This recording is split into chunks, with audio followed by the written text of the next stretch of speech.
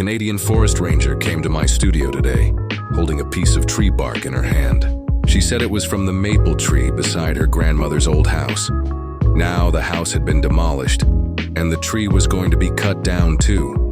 She wanted to keep something of the tree before it disappeared. She said, "I grew up under that maple tree. Every autumn I watched its leaves turn red. Every spring I watched it bud. My grandmother passed away last year, and she left me some gold, savings she'd put away when she was young. I want to make a bracelet with this gold, but I want it to look like that tree. Not smooth and perfect, but with bark texture, with traces of time."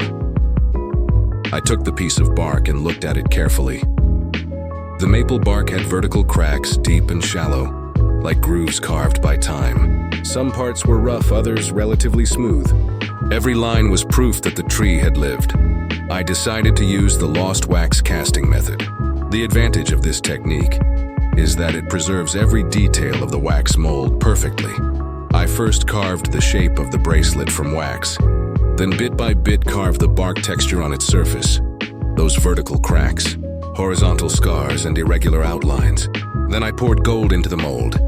The wax melted and disappeared, but all the texture was perfectly replicated in gold. For the bracelet, I used a semi-open circular design at the bottom. She said she wanted it to be like a tree branch, not a closed circle, but a curve that's still growing. I let the ends of the bracelet extend naturally. No forced connection, like branches spreading in different directions, like life still going on. The most unique part was the small diamond inlays. She said that every spring, dewdrops would hang on the maple bark, and when the sun shone on them, those drops would glitter. I inlaid small diamonds irregularly in the indentations of the bark texture and along the edges of the gaps, not densely, just scattered here and there. Hiding them in the rough texture, the diamonds weren't the focus. They were just a hint of light, like the sparkles left by dewdrops on bark. The finished bracelet was a matte, warm gold overall, retaining the rough outline of the bark. Those deep vertical lines made it look like a section of tree branch bent into a circle. The diamonds glinted at certain angles, like light spots filtering through tree leaves.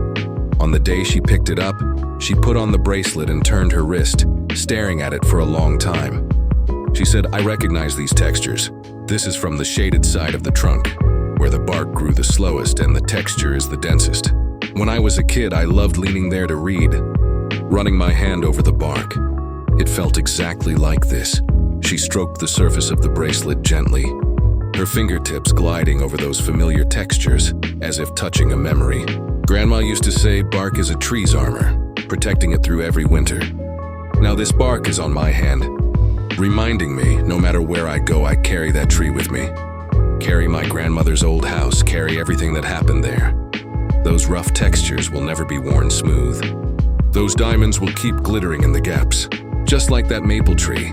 Even though it's been cut down, its life has been cast into gold, worn on her wrist and continues to grow.